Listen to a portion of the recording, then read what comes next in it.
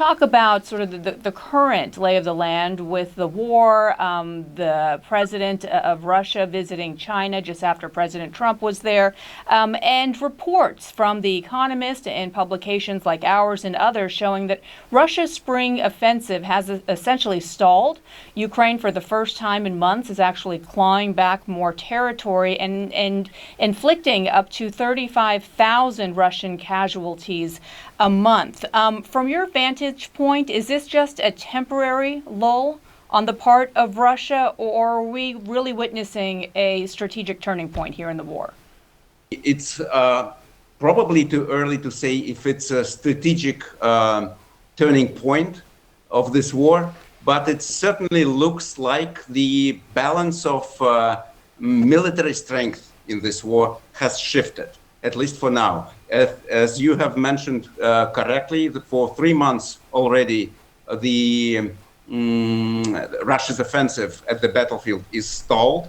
And to a large extent, this is due to the AI-powered new Ukrainian mid-range drones who successfully hunt Russia's military supplies behind the front line, which makes the so-called, I think that everybody knows this term now, kill zone at the battlefield much more reinforced, I can say. And it's getting harder and harder for Russian military to get through using its infiltration tactics. And with, as again you mentioned, the Russia's contract soldiers recruitment problems are beginning to show. And given the fact that Ukraine is pouring billions of dollars, not only Ukraine, but with European allies, billions of dollars into production of drones, it is very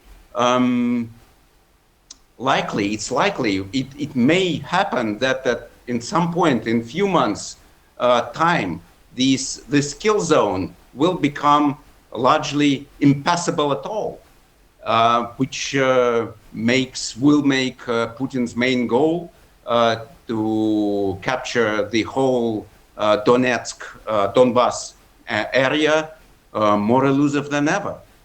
Yeah, and we've witnessed with our own eyes over the last 4 years the evolution of modern day warfare with this drone technology that the Ukrainians themselves have been able to capitalize on as a business model now that they are sharing with the rest of the world. I mean, including the Middle East with the war in Iran by now. But if you look at what Ukraine has been able to do, and that is bring the war literally to Vladimir Putin's doorsteps there in Moscow with its largest drone assault of the year. I think it was some 600 drones that Ukraine launched towards Moscow and Russia. 500 of them were intercepted, but some did hit refineries, residential suburbs of Moscow.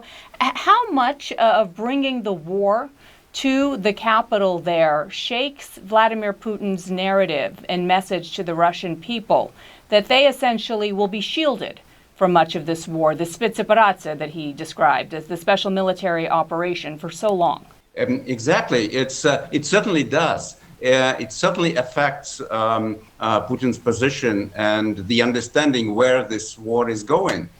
Even the most prominent, which means the most hypocritical state propagandists now acknowledge that the war with Ukraine has entered a new phase in which Russia is forced to defend itself at home against Ukrainian drones and missiles in Moscow these days, but before that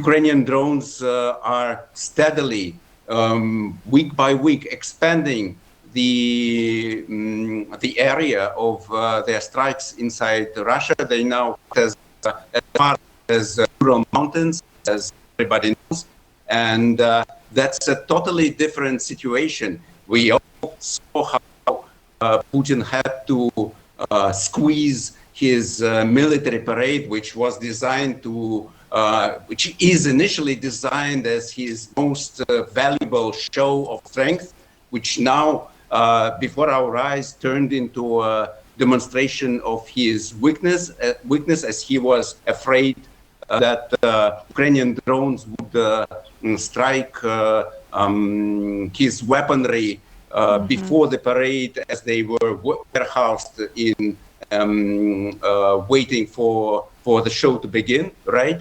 So that's a very different story now, and it actually very visible. And the mood in across the Russian elite, the Russian military bloggers, even, as I mentioned, Russian most infamous propagandists, is now different than it was a month or two months ago. The mood is now that this Putin is not winning this war, and this and the mood across Russian society, and we know that from independent pollsters as well as from state pollsters, that the mood is also darkening. That this there was a huge hope when Donald Trump entered the scene more than a year ago that he would help Putin to end this war on whatever terms, but the war would end and things would get back to normal as they were before the war started in February 2022.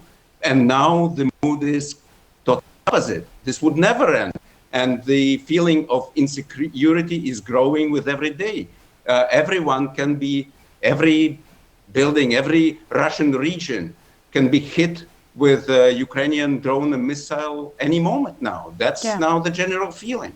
Yeah, and the fact that Vladimir Putin had to essentially ask President Trump to agree to a ceasefire with President Zelensky over the course of those few days leading up to the parade is very telling as well. I want to ask you about the reporting that all comes to a head about where Vladimir Putin is at this point today, whether he is hidden in a bunker daily now, even more so removed from society, more paranoid, his cooks and bodyguards banned from public transport. He's seeing more and more of his top generals being assassinated in the country's capital as well. That's led some publications like The Economist to question whether Vladimir Putin is actually losing his grip of control over the country. And I was watching your weekly show, which I have for many years now, I Tak Dalej, it's in English, it's so on.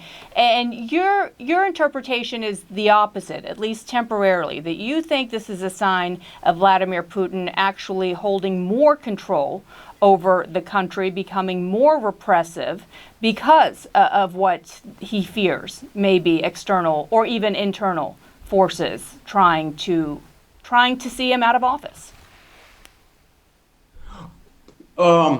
Well, that would be an exaggeration of what I said on my show, probably a slight exaggeration. But my point was and is that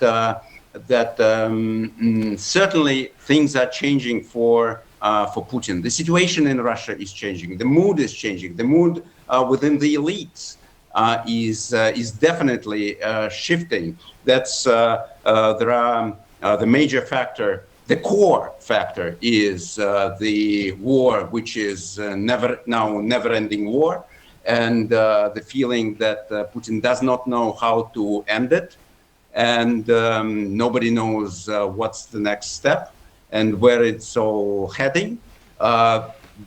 Also, very important factor is economy. Just a few days ago, the Russian government had to allow the expectation of economic growth this year to basically stagnation.